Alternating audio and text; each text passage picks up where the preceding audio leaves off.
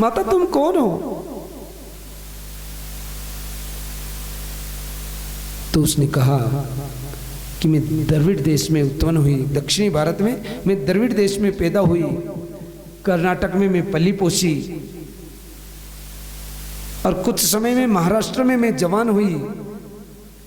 मेरी महाराष्ट्र में मेरी मान्यता हुई तो कुछ, परंतु जब मैं गुजरात में निकली तो गुजरात में मैं वृद्धावस्था को प्राप्त हो गई। क्यों? कि गुजरात में पहले बहुत पाखंड था, पाखंडी लोग रहते थे। पाखंड किसे कहते हैं? पाखंड जो भगवान के नाम पर अपनी पहचान बनावे, भगवान का भजन तो नहीं करे परंतु भगवान के नाम पर अपनी पहचान बनावे। दिखावा, भगवान के नाम पर दिखावा करे, उसे पाखंड कहते हैं। स्वरूप बना लो, हाथ में माला ले लो और मन में क्या है वो कौन जाने, वो संसार को दिखावा ही पाखंड है। जो भगवान के नाम पर, धर्म के नाम पर जो दिखावा करे वो पाखंड है। तो गुजरात में ऐसा पाखंड था, तो गुजरात में आते हुए मैं वृद्धावस्था को प्राप्त हो गई। परंतु जैसे मैं मध्य प्रदेश में होती, राजस्थान में होती, मैं वृंदावन में पहुंची तो मैं तो जवान हो गई, परंतु ये मेरे पुत्र हैं, ये वृद्धावस्था को प्राप्त हो गए। ये ज्ञान और वैराग्य मेरे पुत्र है और मेरा नाम भक्ति है।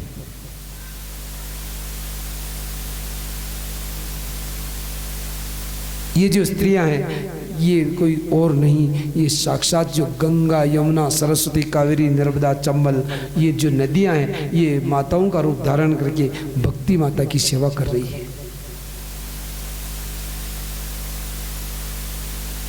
तो नारद जी महाराज कहते हैं कि जब मैंने उस माँ को आश्वासन दिया कि माता चिंता मत करो, मैं तुम्हारा दुख दूर करूंगा, भक्ति माता ने कहा कि मेरे पुत्रों का बुढ़ापा दूर कैसे हो, मेरे पुत्रों की अचेतावस्था कैसे दूर हो। तो नारद जी महाराज ने कहा कि मैंने खूब प्रयास किया परंतु मैं उनके वापस चेतना नहीं दिला सका। जब मैंने गीता ज्ञान सुनाया उनके कान में तो एक बार तो वो चैतन्यता को प्राप्त होते हैं परंतु वापस मूर्छित हो जाते हैं। तो उस समय में आकाशवाणी होती है कि सत्कर्म सूचको नूनम ज्ञान यज्ञम स्मृतो बुधे, सत्कर्म करो। तो मैं आपसे एक प्रार्थना करने के लिए आया हूँ कि उस भक्ति माता की दुख की निवृत्ति कैसे हो। और आकाशवाणी जी ने मुझे सत्कर्म करने के लिए कहा, तो मैं कौन सा सत्कर्म करूं ये आप मुझे बताइए, ये मेरी चिंता को आप दूर कीजिए।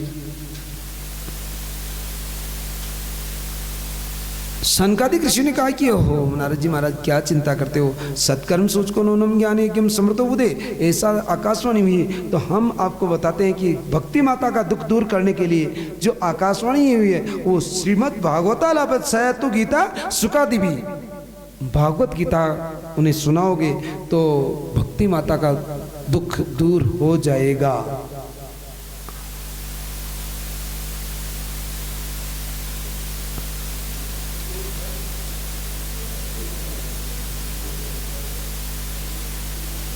सनकादिक ऋषियों को आज नारद जी महाराज कहते हैं कि मैं भागवत कथा कहाँ सुनने के लिए जाऊं, आप सुनिए, मुझे भागवत कथा सुनाइए। ध्यान देना, सनकादिक ऋषि इसी धरती पर मेरे भगवान की भागवत कथा सुनाते थे। किसको सुनाते थे? न उनको श्रोताओं की जरूरत थी न उनको वक्ताओं की जरूरत थी। सनकादिक ऋषि स्वयं 4 थे और चारों भाइयों में से एक भाई व्यासपीठ पर बैठते और दूसरे 3 श्रोता बनते, उनको सदा सदा कथा सुनाते, न श्रोताओं की जरूरत न वक्ता की जरूरत। जब दूसरा भाई सोचता है कि अब मैं वक्ता बन करके, तो दूसरा भाई वक्ता बन करके फिर कथा, अब की बार वो कथा सुनाते और 3 भाई श्रोता बनते। तो आज सनकादिक ऋषियों को नारद जी महाराज कहते हैं कि मैं कथा सुनने के लिए कहाँ जाऊं, आप ही मुझे कथा सुनाइए जिससे उस भक्ति माँ का दुख दूर हो। तो सनकादिक ऋषि प्रसन्न हो जाते हैं और सनकादिक ऋषि कहते हैं कि आप श्रोता के रूप में विराजमान हुई। 4 आसन श्रोता की लगाते हैं और 4 ही आसन वक्ता के रखते हैं। आज एक वक्ता के लिए श्रोता नहीं होते हैं, सुनते ही नहीं, होते तो भी सुनते नहीं, बातें करते कान में। भले 4 श्रोता बैठा हो परंतु फिर भी बातें चलती है। श्रोता भले 4 ही बैठे हो सामने, परंतु कथा में महाराज भले कुछ भी बोल रहे हो, आपस में कान में धीरे धीरे बातें करते हैं।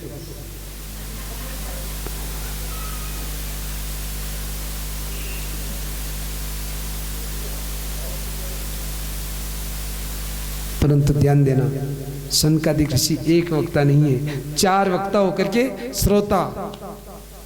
आसन 4 है परंतु श्रोता एक ही, नारद जी महाराज। आसन 4 लगाए, भक्ति, ज्ञान, वैराग्य, और नारद जी महाराज का 4 आसन सामने है। 4 वक्ताओं की व्यासपीठ है और 4 वक्ता मिलकर के आज मेरे भगवान को, नारद जी महाराज को कथा सुना रहे हैं। नारद जी महाराज कहते हैं कि ये मानवा पाप कृतस्तु सर्वदा सदा दुराचारता विभार।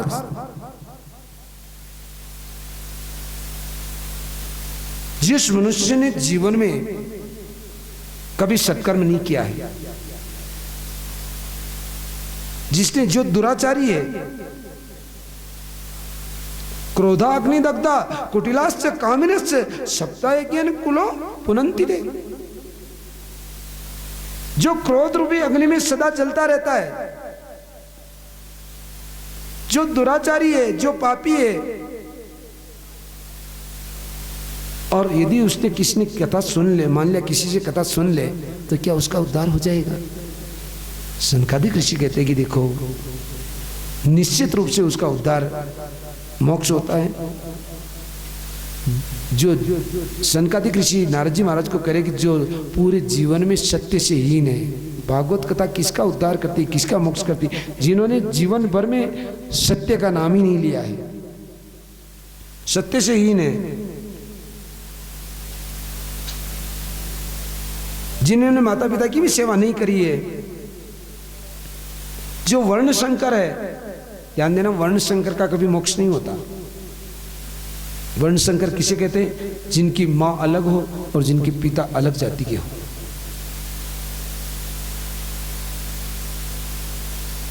परंतु सनकादिक ऋषि कह रहे हैं कि जो वर्ण संकर है, वो भी यदि 7 दिन तक मन लगा करके मेरे भगवान की कथा सुने तो उनका मोक्ष हो जाता है। राधे राधे। और तो क्या, सनकादिक ऋषि कहते कि नारद जी महाराज, जिन्होंने जीवन भर ही दुष्कर्म किया है, पाप ही पाप किया है, और पाप करते करते जो अधोगति में चले गए हैं, और अधोगति में जब जाकर के जो प्रेत बन गए, उनको भी भागवत कथा मोक्ष प्रदान करती है। राधे राधे। ऐसा कहते ही सनकादिक ऋषि को आज नारद जी महाराज कहते कि महाराज ये बात कैसे बता रहे हो कि प्रेतात्मा का भी मोक्ष कर देती है भागवत कथा? क्या आपके पास कोई प्रमाण है? हाँ, प्रमाण है। तुंगभद्रा तटे पूर्वम भूत मुत्तमम यत्र वर्णा स्वधर्मे सत्यकर्म सत्कर्म तत्र। आज आत्मदेव नाम के ब्राह्मण की कथा सुनाई कि मेरे पास प्रमाण है कि तुंगभद्रा नदी के तट पर आत्मदेव नाम के ब्राह्मण रहते हैं। आत्मदेव नाम के ब्राह्मण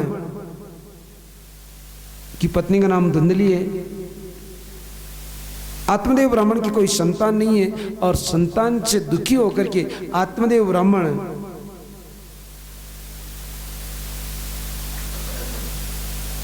ध्यान देना, जिनके मन में छल कपट नहीं है, उनको मेरे परमात्मा उनकी इच्छा पूरी करने के लिए किसी भी रूप में आ जाते हैं।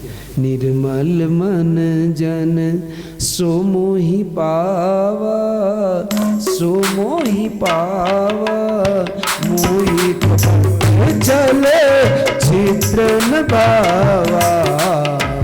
निर्मल मन जन सो मोहि पावा,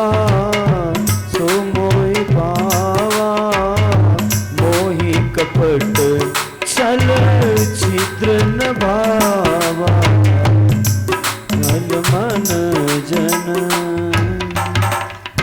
बोले वृंदावन बिहारी लाल की जय हो। जिनके मन में छल कपट नहीं हो। आज आत्मदेव ब्राह्मण के मन में कोई छल कपट नहीं है और आत्मदेव ब्राह्मण सोचते हैं कि मेरी संतान नहीं है, और ये लोग मुझे बोलते हैं कि महाराज तुम्हारे घर में तुलसी का पौधा भी सूख जाता है और तुम्हारे गाँव घर में गौमाता ये भी बांझ रहेगी क्योंकि तुम्हारे मुँह देखने से तुम्हारी संतान नहीं है। ऐसा सोचने कहने के कारण आज आत्मदेव ब्राह्मण घर से निकल जाते हैं और निकल करके जंगल में चले जाते हैं कि या तो आज मुझे परमात्मा संतान देंगे या फिर मैं आत्महत्या कर लूँगा। ऐसा मन में विचार करके आत्मदेव ब्राह्मण चले जाते हैं। और जब मरने का विचार मन में सोचा, भगवान किसी को मरने नहीं देते, संत के रूप में आ जाते हैं। कथम रोदिसी विप्र त्वम काते चिंता बलियसी। संत के रूप में आकर के कहते कि ओरी महाराज तुम क्यों रो रहे हो? कथम रोदिसी विप्रम त्वम काते चिंता बलियसी। किस बात की चिंता है? तुम मुझे वेदज्ञ ब्राह्मण लग रहे हो, पंडित लग रहे हो, फिर भी तुम्हारे मन में चिंता लग रही है। भगवान के भक्त को और पंडित को कभी चिंता नहीं करनी चाहिए। वद त्वम सत्यवरम मह्यम स्वस्य दुखस्य कारणम। तुम्हारे दुख का कोई कारण हो तो मुझे बताइए कि मैं तुम्हारे दुख को दूर करूंगा भी। तो आज आत्मदेव ब्राह्मण कहते कि देखो महाराज मेरे मन में और कोई काम नहीं मुच्चा ज्ञानम प्रजारूपम बलिष्ठा कर्मणो गति। मेरे मन में पुत्र की कामना है। विवेकम तो समासाध्य त्यजम संसार वासना। आज वो कहते हैं कि देखो पुत्र की कामना, क्यों संसार की वासना में पड़ते हो? अज्ञान, तुम ज्ञानी होकर भी अज्ञान जैसी बातें करते हो पंडित जी।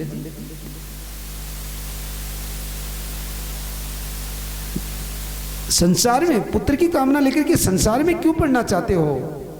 पुत्र नहीं है तो तुम तो महाभाग्यशाली हो। जिनके पुत्र है वो भाग्यशाली, परंतु जिनके पुत्र नहीं हो तो महाभाग्यशाली है। उनको तो भगवान के भजन करना चाहिए, किसी के लिए संग्रह करने की आवश्यकता ही नहीं। अरे आज संत के रूप में मेरे भगवान कहते हैं क्या संतान से संसार से प्रेम करते हो? संतान में संतान, संतान कौन संतान? अनन्य ममता विष्णु, ममता प्रेम संगता। ममता ही करनी है तो मेरे परमपिता परमात्मा से करो। क्या संतान से ममता करते हो? ये तो संतान का एक शरीर बनना है जो थोड़े दिन बाद में आपका शरीर भी छूट जाएगा, उसका शरीर भी छूट जाएगा। कौन संतान रहेगी? कौन पिता रहेगा? कौन बेटा रहेगा? कोई बेटा नहीं, कोई पिता नहीं, केवल शरीर के संबंध है। अनन्य ममता विष्णु, ममता प्रेम संगता। ममता करो तो भगवान से करो। भाव से एव सान्द्रात्मा मुदे प्रेमानि गद्यते। ऐसा भाव मन में आए कि मैं भगवान से प्रेम करूंगा, और यदि भगवान के प्रति प्रेम की भावना जागृत हो जाए तो हमने कहा कि भाई भगवान तो प्रेम से जहां बुलाओगे वहां प्रकट हो जाएंगे। राधे राधे। परंतु आत्मदेव ब्राह्मण के मन में देखो, संसार जिसके मन में बस गया है उसको भगवान की कितनी एक कथा तो क्या 1000 कथा सुना दो फिर भी वो संसार मन से निकलता नहीं। और जिसने भाव से मेरे भगवान की कथा सुनी है तो उसके मन में संसार बैठ ही नहीं सकता। राधे राधे। कभी नहीं बैठ सकता।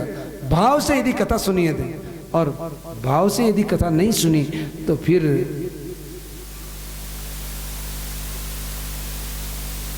कितनी कथा सुनो तो भी कोई मतलब नहीं।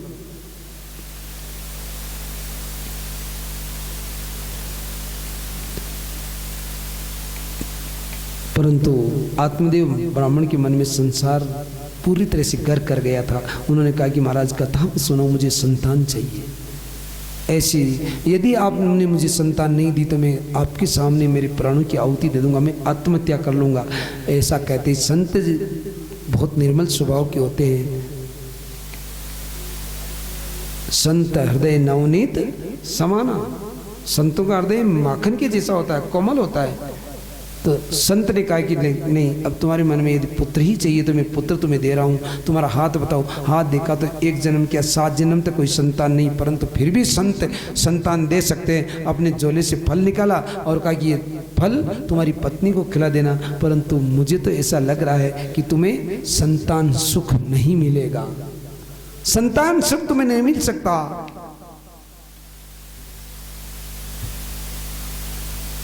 आत्मदेव ब्राह्मण अपने घर पर आ जाते हैं और खुशी के मारे झूम उठते हैं, खुशी में भावुक अवस्था में आज अपनी पत्नी को फल देकर के बाहर चले जाते हैं कि इस फल को खा लेना, हमारी संतान हो जाएगी। धुंधली उस फल को नहीं खाती है, बल्कि उसकी बहन को कहते कि मैं कैसे फल को खाऊं, अब बुढ़ापे में मेरी संतान होगी, मैं चली जाऊंगी और संतान रहेगी, तो मुझे ऐसी संतान किस में चाहिए। उसकी बहन के कहने से कि मेरे बेटा होगा वो मैं तुम्हें दे दूंगी, तू मुझे धन दे देना। और इसका फल की परीक्षा करने के लिए, इस फल खिलने खाने से भी कोई संतानें होती है क्या, इसको की परीक्षा करने के लिए इस फल को गौमाता को खिला दिया जाए। आज दोनों बहनें गौमाता को खिला देती है फल, और अपनी बहन के कहने से धुंधली अपने पेट पर कपड़े लिपेट करके अपने पति से धोखा करती हुई कहती कि ओह देखो जी, आपने जो फल मुझे दिया उससे मेरी संतान होने वाली है, मेरा पेट बढ़ गया है, मेरे गर्भ में संतान आ गई है। और कुछ समय बाद आत्मदेव ब्राह्मण को धुंधली कहती है कि रात्रि को जब उसकी बहन के संतान हुई थी, उस बच्चे को लाकर रात वो बहन दे जाती है, और प्रातःकाल धुंधली अपने पतिदेव से कहते कि मेरी संतान हुई है, उसका नाम धुंधकारी रखा जाता है। कुछ समय बाद गौ माता के भी बछड़ा नहीं बल्कि संतान के पुत्र के रूप में बच्चा पैदा होता है, जिसके कान लंबे होते हैं, उनका नाम गोकर्ण रखा जाता है। बोलिए गोकर्ण जी महाराज की। गोकर्ण जी महाराज ज्ञानी हुए और धुंधकारी लंपट हुए। धुंधकारी की शुरुआती गलत संस्कार से हुई। माता पिता का जो इकलौता पुत्र होता है, वो माता पिता उनको जो वो बच्चा कहे वो माता पिता करते रहते हैं और अपनी संतान को बिगाड़ देते हैं। इसलिए धुंधकारी पैसा ले जाने लगा, माँ से पैसा ले जाता, माँ पिताजी के नहीं होने पर भी उसको पैसा दे देती, पिताजी की बिना आज्ञा के, अपने पतिदेव की बिना आज्ञा के उनको पैसा दे देती। और जिनको पैसा एक ऐसी चीज है जो आदमी को तुरंत बिगाड़ देते है। धुंधकारी गलत संगत करने लगा, मद्यपान करने लगा, शराब पीने लगा, वेश्यावृत्ति करने लगा, जुआ खेलने लगा, और धीरे धीरे सारा धन घर का ले जाता है। और पिताजी को कहते हैं कि और मुझे धन दो और धन दो। पिताजी कहते हैं कि आज रोने लगते हैं कि ऐसी संतान के बिना तो बिना संतान के रहता तो भी ठीक था। ये बात तो संतों ने पहले ही कह दी थी कि संतान सुख तुम्हें नहीं मिलेगा। रो रहे थे कि एक दिन गोकर्ण जी आते हैं और उनको उपदेश देते हैं कि माँ पिताजी कौन बेटा कौन पिता चाहिए। भगवान के भजन करने के लिए बद्री विशाल की धरती पर पधारिए। इसी धरती पर आत्मदेव ब्राह्मण अपने पुत्र गोकर्ण के कहने से भगवान के भजन करने के लिए आते हैं और अपना शरीर छोड़ करके भगवान को प्राप्त हो जाते हैं। राधे राधे। गोकर्ण जी यात्रा पर चले जाते हैं। इधर दोनों माँ बेटा, अब तो माँ को ने जो बेटे को बिगाड़ दिया था, गलत माँ पहली गुरु होती है और माँ अपने पुत्र को संस्कार नहीं देने के कारण माँ भी दुख पाती है और संतान भी दुख पाती है। आज धुंधकारी कहता है कि माँ मुझे धन दो, कि बेटा धन तो सारा ही तो तूने ले लिया, मैं क्या दूं। नहीं माता मुझे धन चाहिए। माता को पीटने लगा। एक दिन माँ ने आधी रात को घर से निकल करके कुएं में गिर करके अपनी जान दे देती है। ध्यान देना, जो पति से जो माताएं धोखा करती है उनको अधोगति में ही जाना पड़ता है, उनको मरना पड़ता है। पति से कभी धोखा करो मत।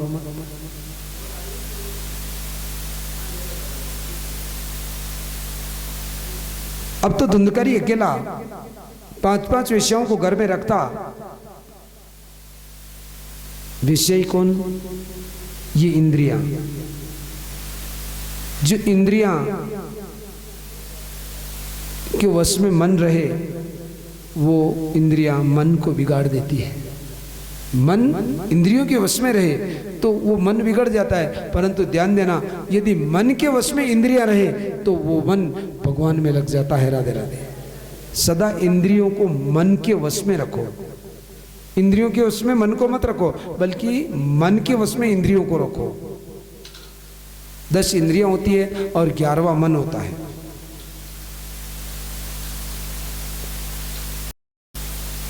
तो विषय कहती कि हमें धन दो, कि धन कहां से लाए, जो धन था दे दिया, नहीं हमें धन चाहिए, चोरी करके धन लाने लगा।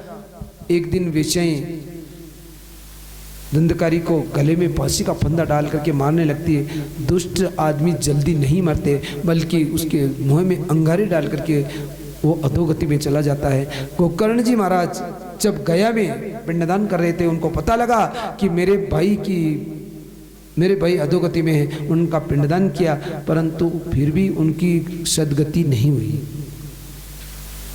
गोकर्ण जी महाराज घूमते हुए वापस अपने पिता के घर आते हैं। पिता के घर में आने के बाद रात्रि को शयन करते हैं। जब भी भक्त, भगवान के भक्त शयन करते हैं तो भगवान के भजन करते हैं।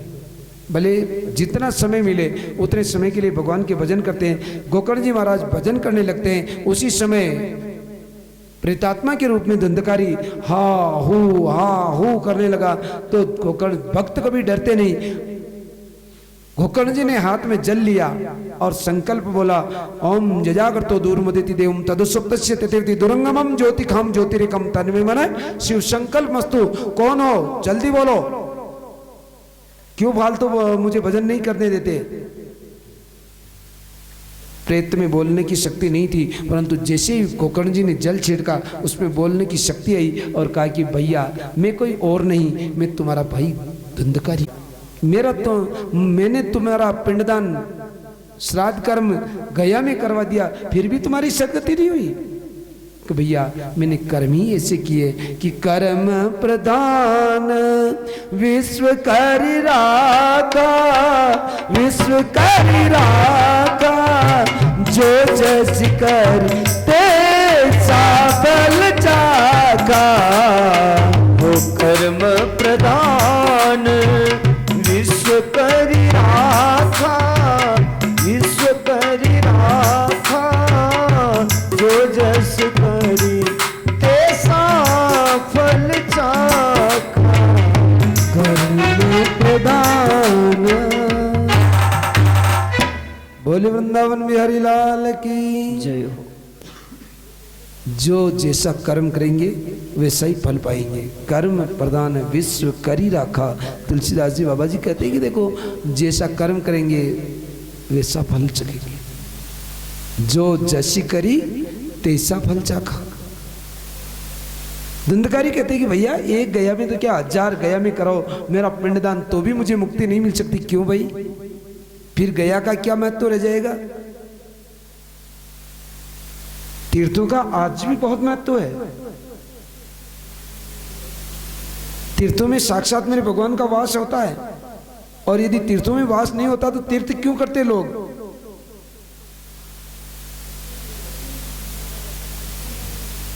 नहीं कोई बात नहीं, अभी ऐसी कोई बारी ठंड नहीं है, चिंता मत करो। तीर्थों का बहुत बड़ा महत्व होता है। तो फिर गया में पिंडदान करने के बाद भी गोकर्ण की धुंधकारी की मुक्ति क्यों नहीं हुई। इसका एक कारण था कि धुंधकारी धुंधले की बहन का लड़का था। धुंधकारी धुंधले की बहन का लड़का था, और गोकर्ण जी अपने पिता आत्मदेव के का नाम लेकर के जो संकल्प किया था उसका पिंडदान करने के लिए, कोई भी सत्कर्म किया जाए उसके लिए संकल्प बोला जाता है, और संकल्प बोलते उसमें अपने नाम और गोत्र का उच्चारण किया जाता है।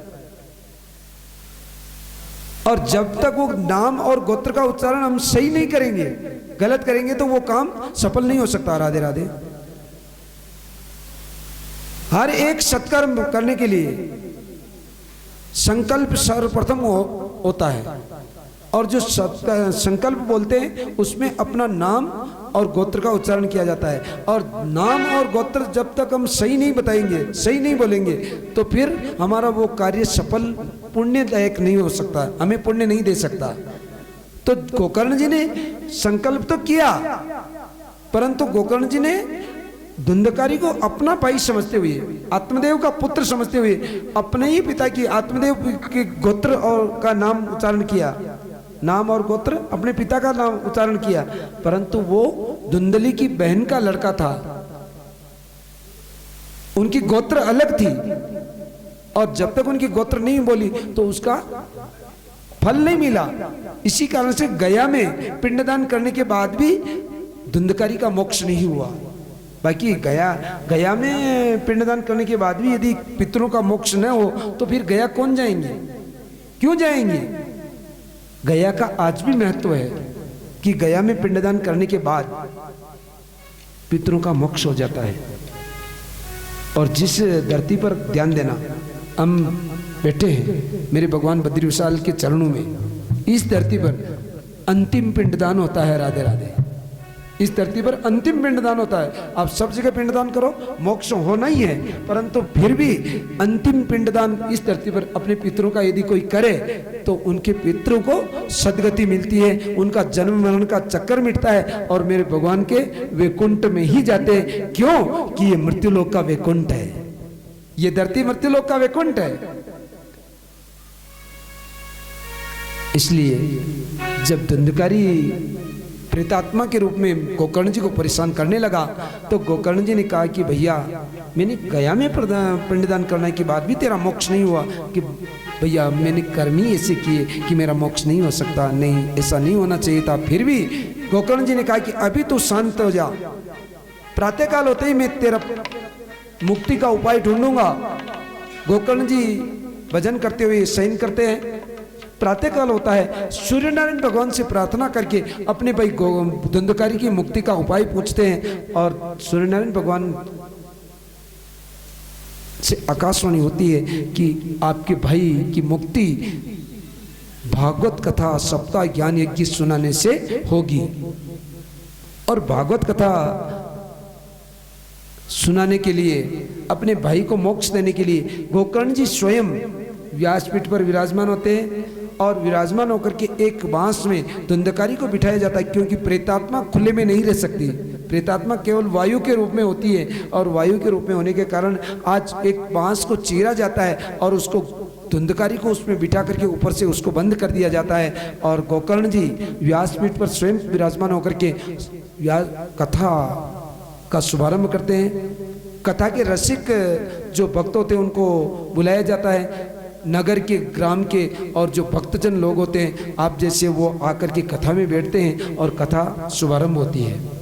पहले दिन की कथा होती है। पहले दिन की कथा जब पूर्ण होती है तो बांस की एक गांठ फट जाती है। राधे राधे, प्रेम से बोलो आहा। एक गांठ फट जाती है, दूसरे दिन की कथा दूसरी गांठ फट जाती है। इस तरह से 7वें दिन की कथा पूरी होती है, 7 गांठें फट जाती है और उस बांस में से एक दिव्य पुरुष प्रकट होता है और जिसके पीताम्बर धारण कर रखा है, एकदम मेरे भगवान के जैसा सुंदर स्वरूप है। और गोकर्ण जी महाराज देखते कि ओहो, उसी समय एक वैकुंठ से विमान आता है। विमान में आते ही भगवान के पार्षदों ने धुंधकारी को विमान में बिठा लेते हैं और विमान ऊपर उड़ने लगता है। गोकर्ण जी महाराज पार्षदों को पूछते हैं कि महाराज रोकिए रोकिए, ये क्या कर रहे हो? क्यों, क्या हुआ? कि ये धुंधकारी को आप कहाँ ले जा रहे हो? कि इसको वैकुंठ पे ले जा रहे हैं। क्यों? क्योंकि इसने कथा सुनी है। इसने कथा सुनी तो हम लोगों ने, दूसरे लोगों ने क्या किया कि दूसरे लोगों ने भी कथा तो सुनी है, परंतु इनका भाव पूरा कथा में नहीं था। कभी घर पर, कभी कथा में, कभी बाहर, कभी अंदर। जो मनुष्य, जो भक्त पूरा भगवान में भाव रख करके, मन लगा करके कथा को नहीं सुने, तब तक कथा पूरा फल नहीं देती है, पूरा फल नहीं देती है। इसलिए गोकर्ण कहते हैं, गोकर्ण जी को आज पार्षद, जो भगवान के पार्षद, वो कहते हैं कि देखो धंधकारी ने मन लगा करके कथा को सुना था।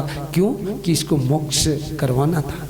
प्रेतात्मा जब प्रेत योनि मिलती है, ध्यान देना, मनुष्य जीवन में तो कम संकट आते हैं, परंतु प्रेत योनि में ये जीव बहुत दुख पाता है, बहुत दुख ही नहीं, बहुत दुख पाता है।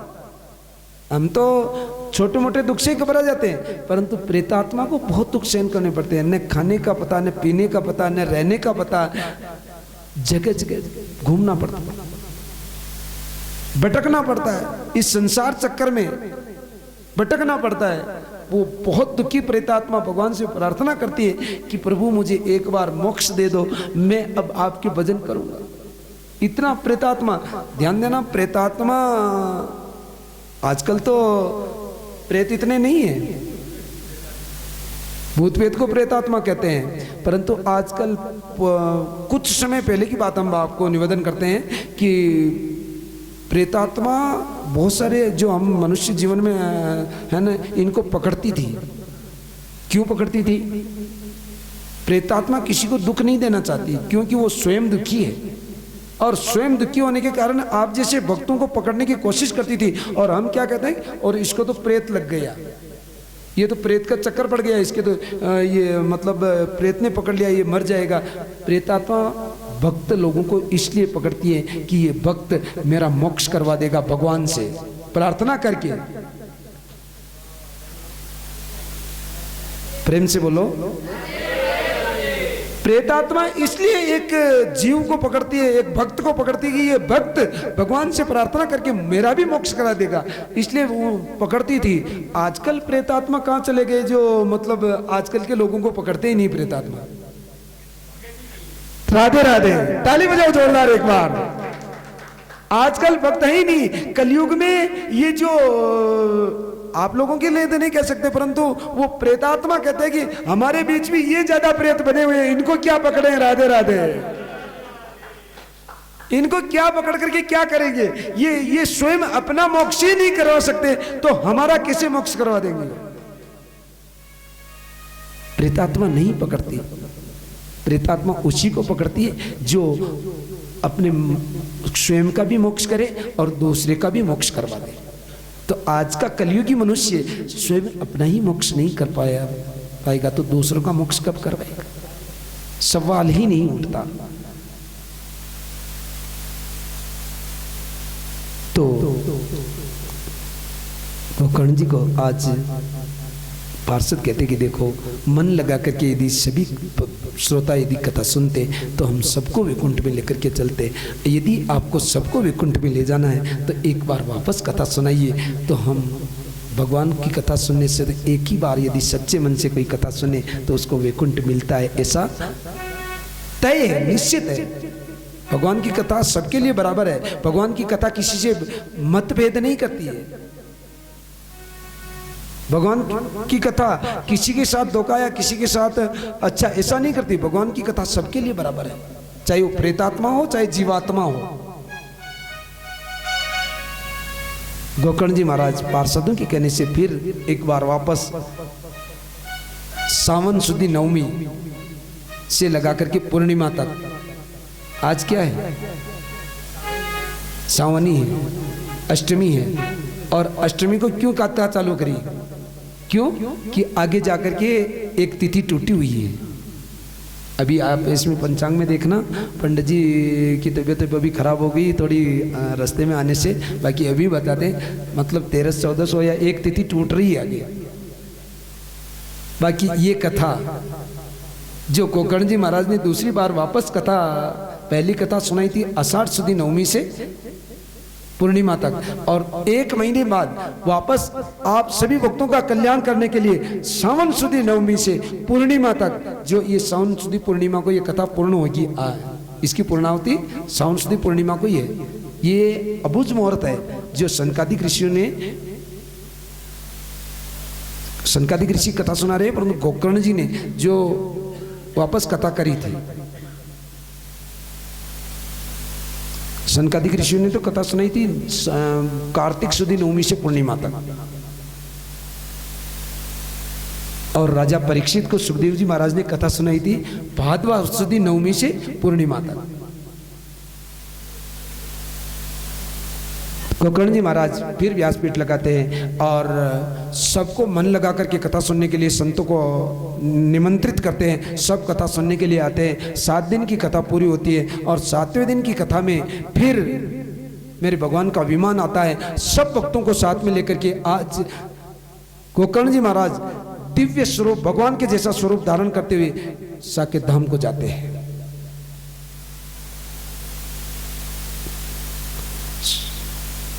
सूत जी महाराज सनकादिक ऋषि को कथा सुनाते हुए कहते हैं कि देखो, सनकादिक ऋषियों ने इसी भागवत कथा के नियम क्या होते हैं नारद जी महाराज को बताए हैं कि भागवत कथा के नियम, भागवत कथा का सर्वश्रेष्ठ मुहूर्त निकलवाना चाहिए। भागवत कथा का वक्ता सर्वप्रथम तो ब्राह्मण हो। व्यासपीठ पर ब्राह्मण के अलावा दूसरा बैठे, यदि उससे कोई ब्राह्मण कथा सुने या कोई भगवान का भक्त कथा सुने तो उसका भी पुण्य क्षीण हो जाता है। इसलिए भागवत की व्यासपीठ पर केवल ब्राह्मण वक्ता बनकर के कथा सुनावे। ब्राह्मण भी केवल शरीर से ही नहीं, मन कर्म वचन से भी ब्राह्मण हो।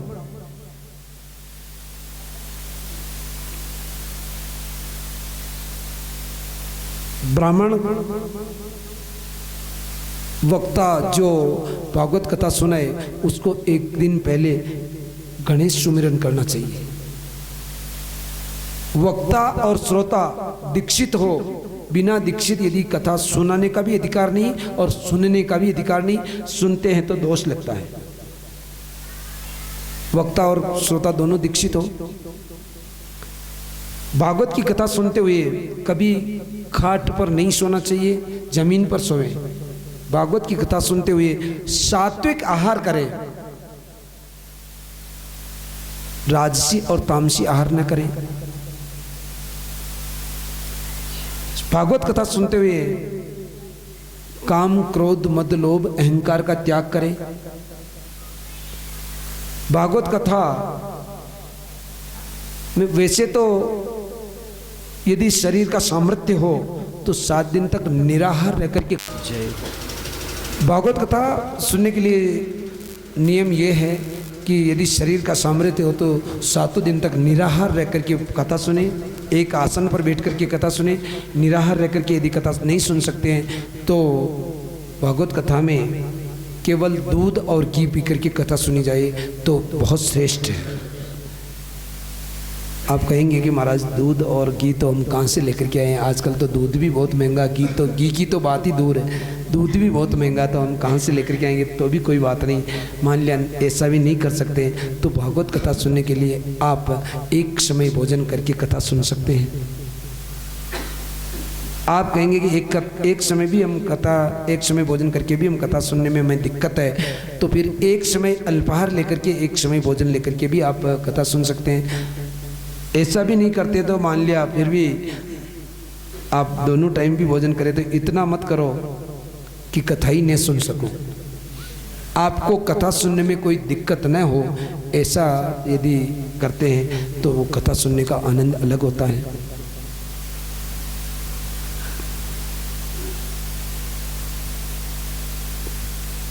इस तरह से आज सनकादिक ऋषियों ने नारद जी महाराज को कथा के नियम बताए।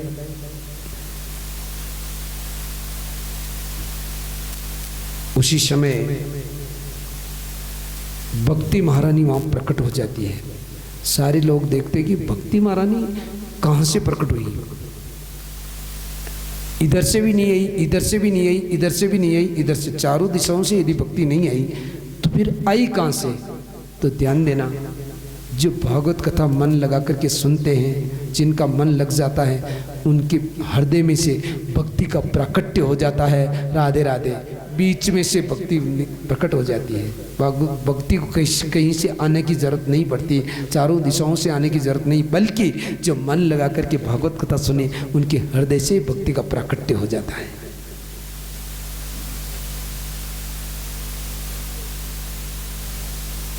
हमने आपको निवेदन किया था कि भक्ति द्रविड़ देश में उत्पन्न हुई। द्रविड़ देश में उत्पन्न होकर के भक्ति मतलब कर्नाटक में पली पोसी, महाराष्ट्र में कुछ समय के लिए उसने सम्मान पाया, गुजरात में रहते होते, मध्य प्रदेश राजस्थान में होती हुई वृंदावन में क्यों गई? जब पैदा उधर हुई है, जब हम तो पैदा होते उसी गांव में रहते, गांव छोड़ करके जाते ही नहीं, तो भक्ति वहां पैदा होकर के इधर क्यों आई? धन्यवाद आपको, बहुत बहुत ध्यान देना कि भक्ति वहां रहना चाहती है जहां मेरे भगवान का प्राकट्य हो। राधे राधे। भक्ति दक्षिणी भारत में पैदा हुई, परंतु मेरे भगवान का प्राकट्य, मेरे भगवान ने अवतार तो उत्तरी भारत में ही लिया। इसलिए वृंदावन में, मथुरा में, अयोध्या में अवतार लिया। इसलिए भक्ति महारानी चल करके जहाँ मेरे भगवान का प्राकट्य हो, जहाँ मेरे भगवान का निवास हो, जहाँ मेरे भगवान का की तपस्ली हो, भगवान का जन्म स्थान हो, वहाँ चल करके भक्ति महारानी आना चाहती है कि मेरे भगवान जहाँ होते हैं वहाँ मैं रहूँगी, जहाँ मेरे भगवान नहीं होते वहाँ मैं नहीं रहना चाहती। एक बात बताइए कि भगवान ने अवतार तो अयोध्या में लिया त्रेता युग में, भगवान ने सतयुगों में भी मतलब इस धरती पर आकर के तपस्या करी, ये भी उत्तरी भारत है। मेरे भगवान ने द्वापर में भी मथुरा की जेल में मेरे भगवान का प्राकट्य हुआ, गोकुल में जाकर के मेरे भगवान ने लीला करी, वृंदावन में जाकर के।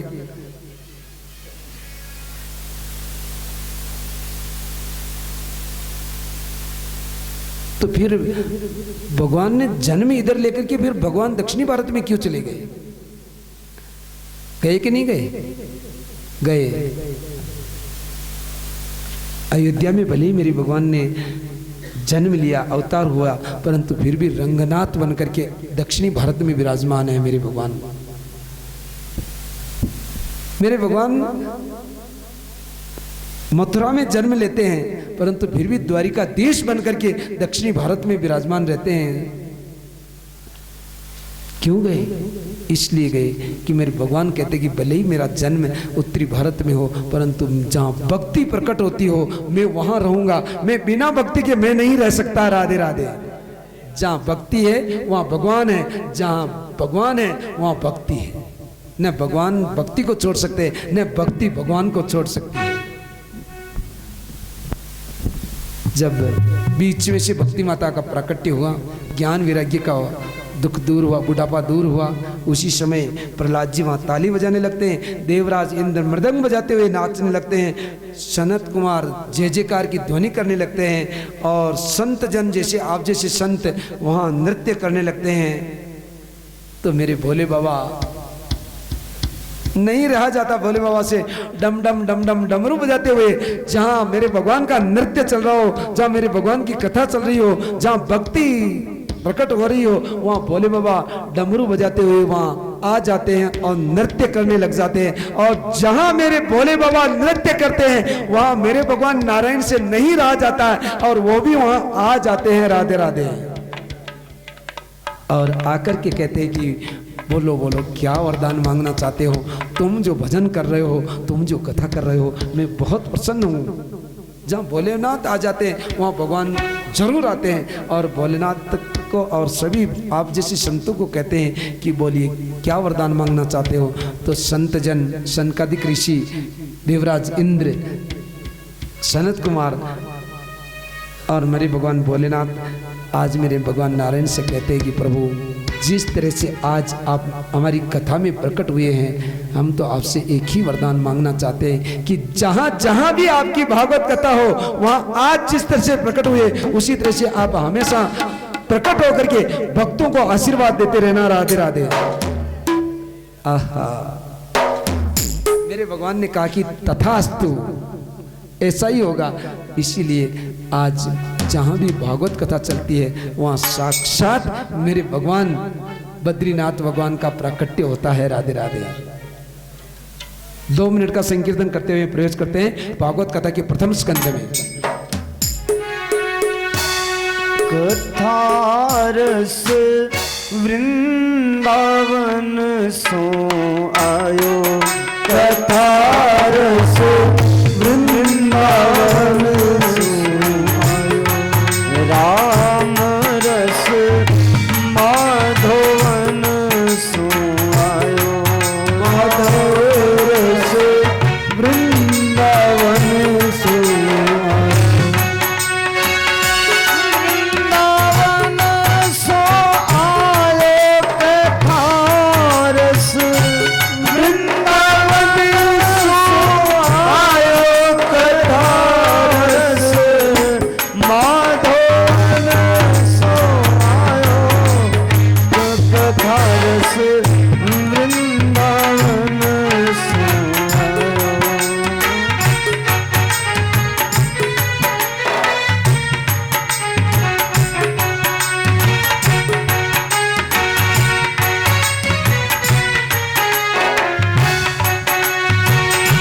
सब भक्तों के पीवन कारण यदुपति आप पठायो। सब भक्तों के जीवन कारण यदुपति आप पठायो।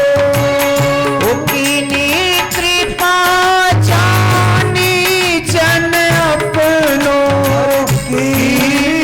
कृपा जानी जन अपनों वचन सुधारस पायो। कथा रस वृंदावन सुनायो। कथा रस वृंदावन सुनायो।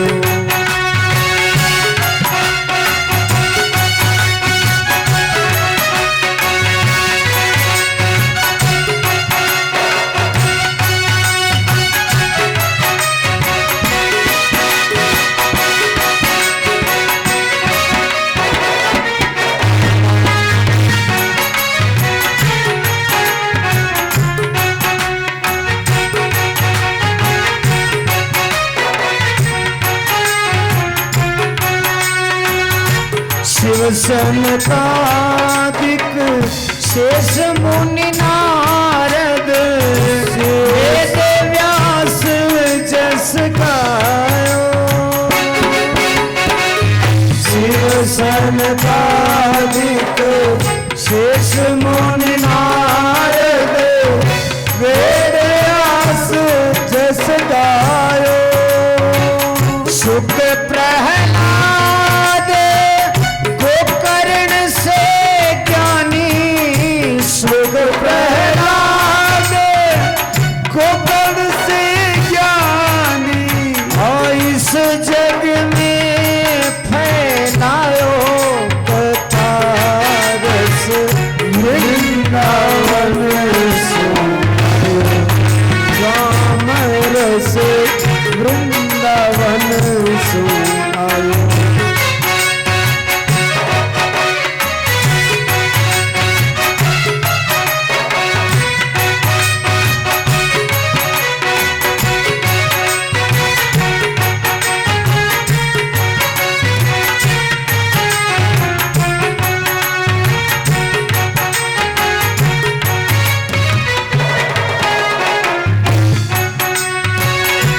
प्रेत योनि से मुक्त कियो फिर नर बैकुंठ पठायो।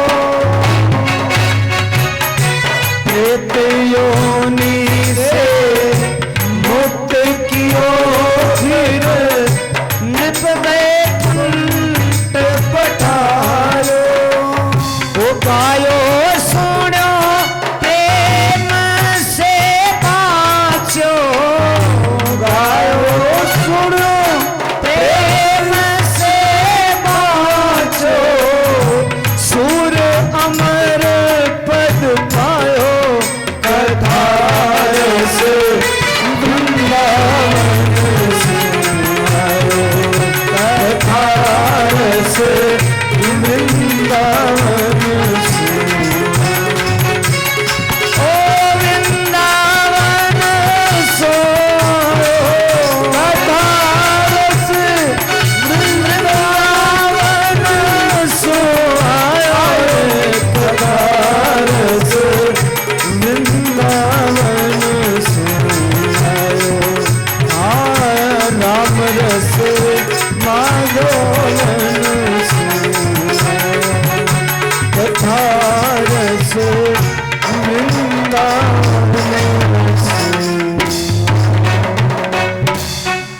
बोलिए वृंदावन बिहारी लाल की जय हो। वेद व्यास जी महाराज प्रथम स्कंद में प्रवेश करते हुए फिर एक बार सत्य की वंदना करिए। जन्मादश्य ये तो अनुवादी रश्चार्थे अश्व के स्वराट है। तेने ब्रह्म अर्धयाय आदि को मुहिंति यत् सूर्य तेजो वारी वर्दाम यथा विनिमय यत्र त्रिशगो अमृषः दामना स्वयं सदा निरस्त कोकम सत्यम परम धीमहि। एक बार फिर सत्य की वंदना करिए कि सत्य ही नारायण है, नारायण ही सत्य है। सत्य के बराबर कोई धर्म नहीं हो सकता और असत्य के बराबर कोई पाप नहीं हो सकता। बाबा जी तुलसीदास जी लिखते हैं रामायण में, ओ धर्म न दूसर सगे समाना आधुनिक पुराण बखाना। राम सिया राम सिया राम जय राम सिया राम सिया राम जय जय राम राम। ओ मन दो सर सत्य समान आगम निगम पुराण बखान। राम सिया राम जय जय राम राम सिया राम जय जय राम। ओ मंगल भवन अमंगल हारी ध्रुव सुदशरथ अजीर बिहारी। राम राम सिया राम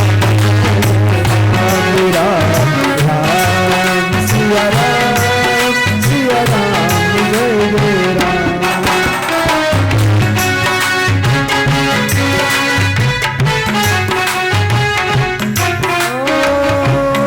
दीन दयाल बिरद संधारी हरे उड़ा तो संकट भारी। सिया राम सिया राम सिया राम जय जय राम।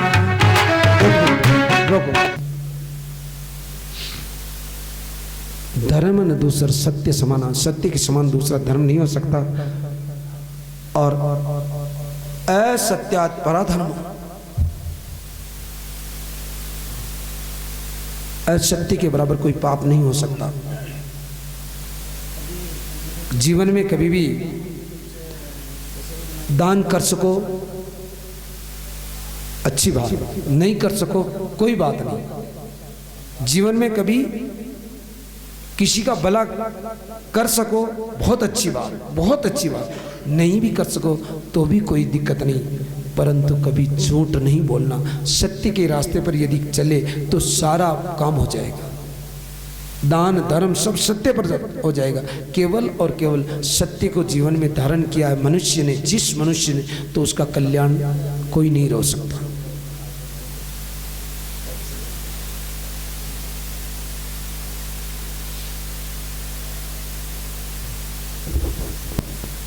जिन्होंने मेरे भगवान की कथा मन लगा करके सुनी है, कथा से कभी ऐसा सुन करके ऐसा हो जाए कि मतलब वो खूब सुन के हमें क्या कथा सुने, ऐसा यदि किसी ने सोचा मन में तो उसने कथा सुनना प्रारंभ ही नहीं किया। क्योंकि हमारे ये कान दिए हैं, ये हमारी जो इंद्रियां हैं, ये भगवान का गुणगान करने के लिए दी है, ये संसार को देखने के लिए नहीं दी है। आंखें दी है भगवान के दर्शन करने के लिए दी है। कान दिए मेरे भगवान की कथा सुनने के लिए दिए हैं।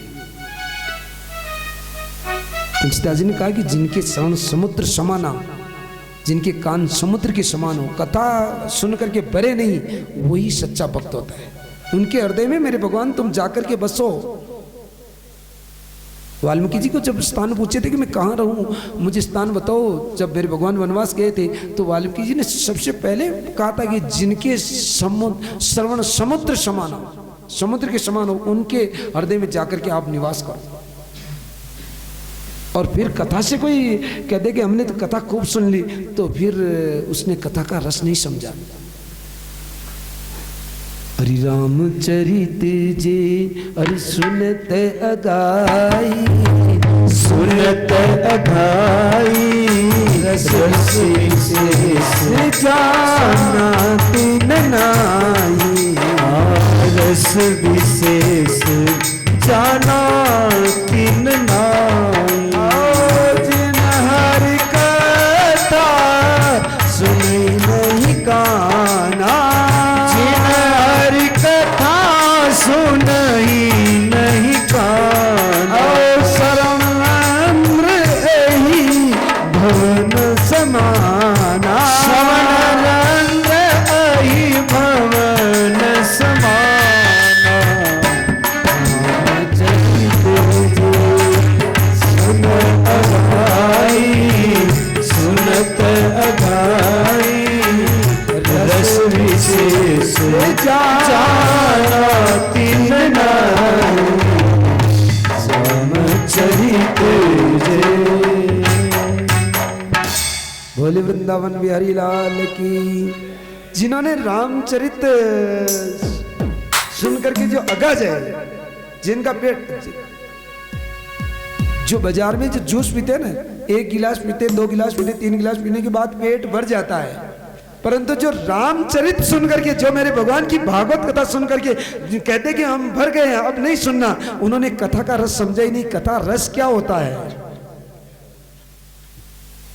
और इसको कौन सुनते? मुहुर हो रसिका भुवि भाविका, जो भावुक होकर के सुने। ओहो ऐसा रस, और मिले और मिले और मिले। जो भावुक हो करके इस रस का पान करे, उसने इस कथा का महत्व समझा है। तो हम निमिषारण्य की धरती पे, भले भारत की धरती, मेरे भगवान की मृत्युलोक का वैकुंठ में हम बैठे हुए हैं, परंतु अभी हम निमिषारण्य में हैं, जहाँ संतों का समाज जुड़ा हुआ है। सूत जी महाराज सोनकादिक ऋषियों को कथा सुना रहे हैं। आज सोनकादिक ऋषि सूत जी महाराज से एक प्रश्न नहीं बल्कि 6 प्रश्न पूछते हैं। पहला प्रश्न पूछा कि मानव के लिए परम धर्म क्या है। तो मानव के लिए परम धर्म सूत जी महाराज बताते हैं कि मानव के लिए परम धर्म मेरे भगवान के चरणारविंदों का प्रेम। यदि मेरे भगवान के चरणारविंदों में मानव का प्रेम हो जाए, यही सबसे बड़ा धर्म है। राधे राधे।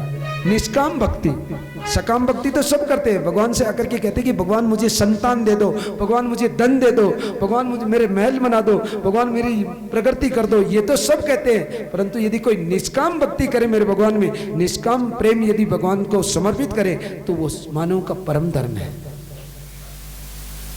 दूसरा प्रश्न किया कि हम मंदिरों में जाते हैं तो कोई कृष्ण भगवान को मानते, कोई भोलेनाथ को मानते, कोई केदारनाथ को मानते, कोई बद्रीनाथ को मानते, कोई देवनारायण भगवान को मानते, कोई जगदम्बा को मानते हैं, तो हम किसको माने, किसकी पूजा करें? तो सूत जी महाराज कहते कि देखो, एक पीपल का वृक्ष है और पीपल के वृक्ष में हम जल चढ़ाते हैं। कहाँ चढ़ाते हैं? जड़ में, मूल में चढ़ाते हैं, परंतु हरे तो पत्ते होते हैं, हरे तो पत्ते होते हैं। और पत्तों को हरा करना तो पत्तों में ही चढ़ा दो ना जल। यदि पत्तों में जल चढ़ाओगे तो वो वृक्ष हरा हो जाएगा? नहीं हो सकता। तो वो कहते हैं कि एक के सादे सब सदे, 100 सादे सब जाए।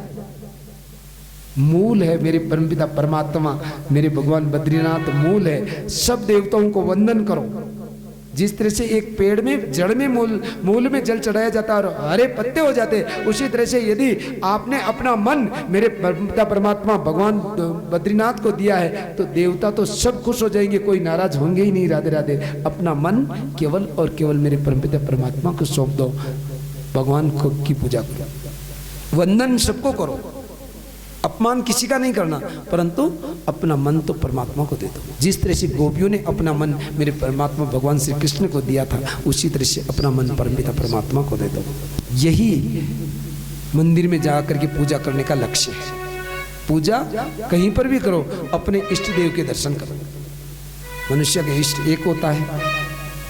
आप माता, मेरी माता रुक्मणी जब अंबिका पूजन के लिए गई थी, अंबिका पूजन कर रही थी, परंतु दर्शन द्वारिकाधीश के कर रही थी मूर्ति में। क्यों? कि उनके हृदय में मेरे भगवान द्वारिकाधीश की मूर्ति समा गई थी। इसलिए इष्ट देव जो भी है आपके, जहां भी दर्शन करो, मेरे भगवान इष्ट देव के उन्हीं में, उस मूर्ति में उन्हीं के दर्शन करो। यही हमारी सर्वोत्तम पूजा है। तीसरा प्रश्न किया कि वेद में परमात्मा का नाम अजन्मा है, तो ये बार बार कभी माता कौशल्या की कोख से जन्म लेकर के राम जी बन करके आते हैं, कभी माता देवकी के गर्भ से कृष्ण बन करके आते हैं, तो ये तो अजन्मा है, तो अवतार क्यों लेते हैं?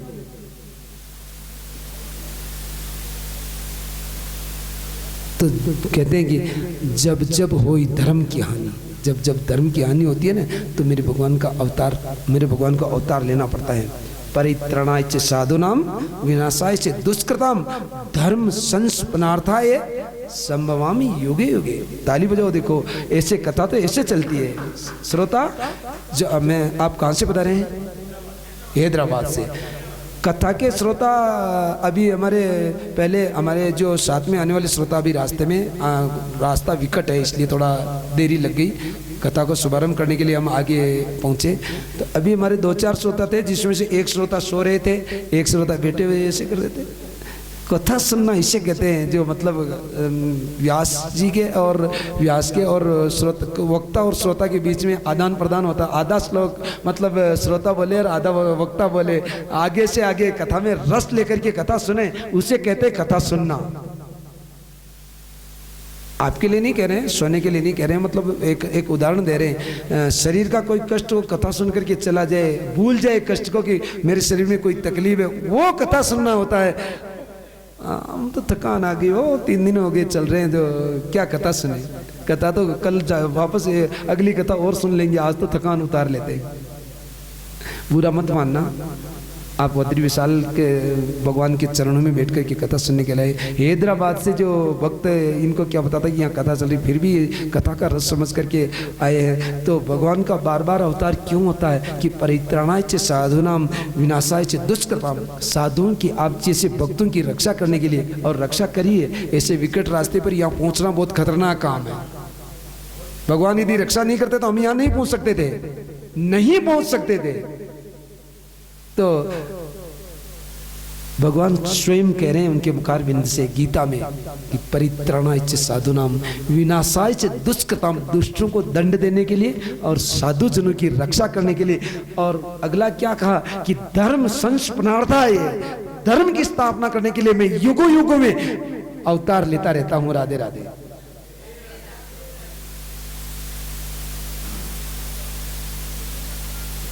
चौथा प्रश्न किया कि भगवान के अवतार कितने हैं? तो ये 24 अवतारों की कथा है। अवतार तो असंख्य भगवान के, असंख्य। हम कहते हैं कि ओहो, कल कह रहे थे, देखो बार बार वही बात याद आती है, गाड़ी जब निकल रही थी ना, तो आज तो भगवान ही लिया है, बाकी अपन नहीं आ सकते थे। तो ध्यान देना कि वहाँ वास्तव में भगवान ने अवतार लेकर के आपकी गाड़ी को चलाया था। जो आपके हृदय से कोई सच्चे भाव से कोई शब्द निकला है तो वहाँ सच था वो। यदि आप मानते हैं तो वो सच था वहाँ।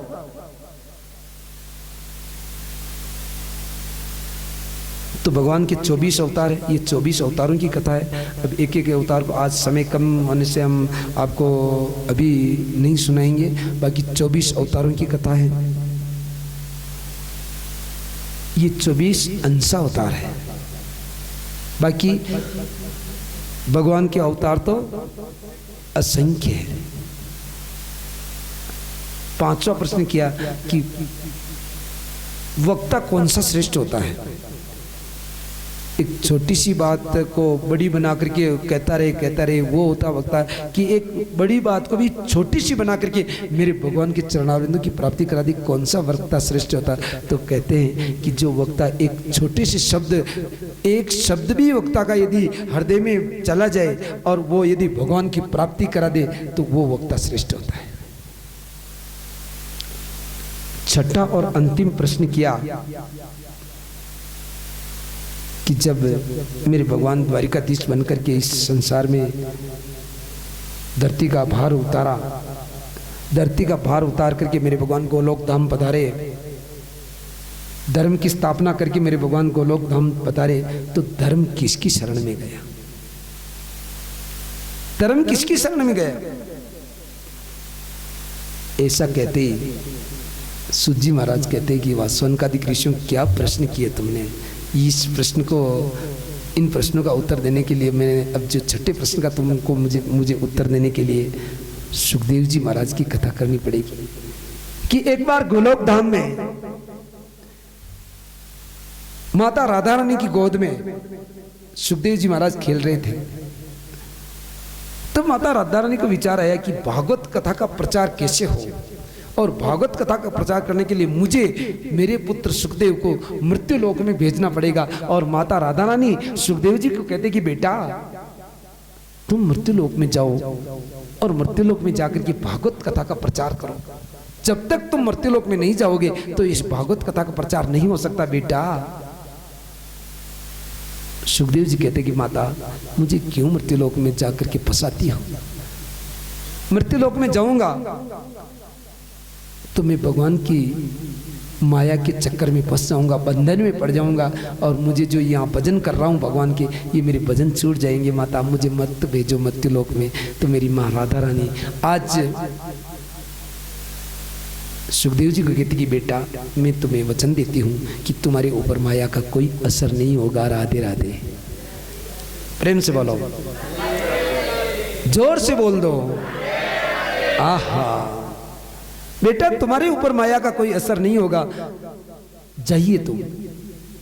मेरे भगवान सुखदेव जी महाराज अपनी माँ की आज्ञा का पालन करते हुए अमरकंठ में वटवृक्ष के ऊपर एक तोता और तोती रहते हैं, तोती के गर्भ में आ जाते हैं। इधर नारद जी महाराज मन में सोचते हैं कि जब तक मैं सुखदेव जी महाराज का प्राकट्य नहीं करूंगा तब तक सुखदेव जी महाराज धरती पर नहीं आ सकते। प्राकट्य करने तो मुझे जाना पड़ेगा। नारम ज्ञानम ददाति इति नारद, नारम ज्ञानम ददाति इति नारद।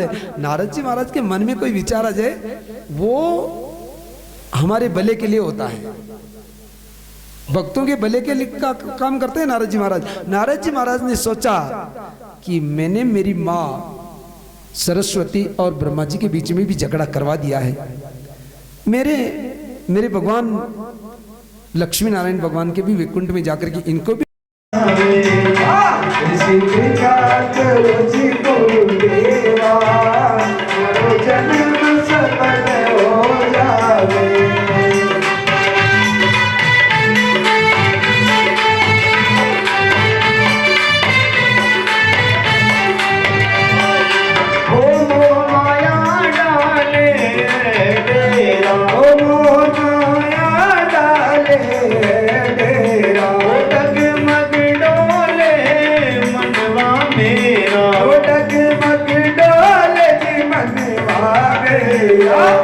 ऐसी कृपा करो मेरे स्वामी, ऐसी कृपा करो मेरे स्वामी, ऐसी कृपा करो मेरे स्वामी, ऐसी कृपा करो मेरे स्वामी।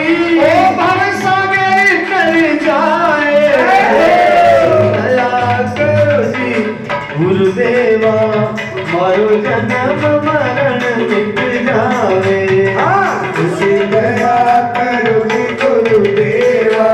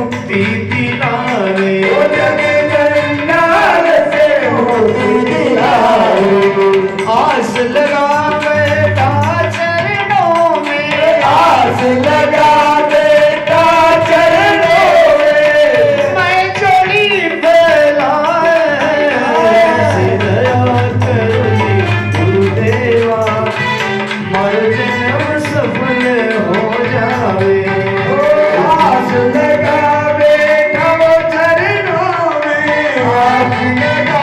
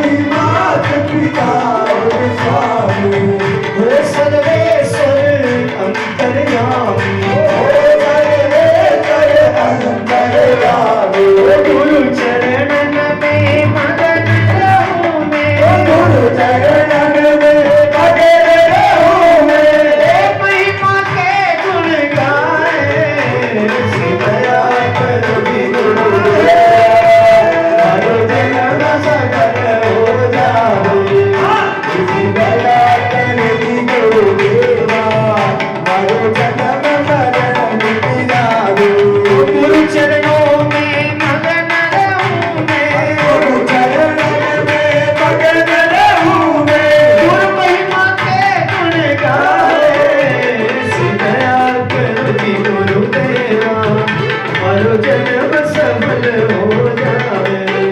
उसी दया करो गुरुदेवा, मारो जन्म सफल हो जाए।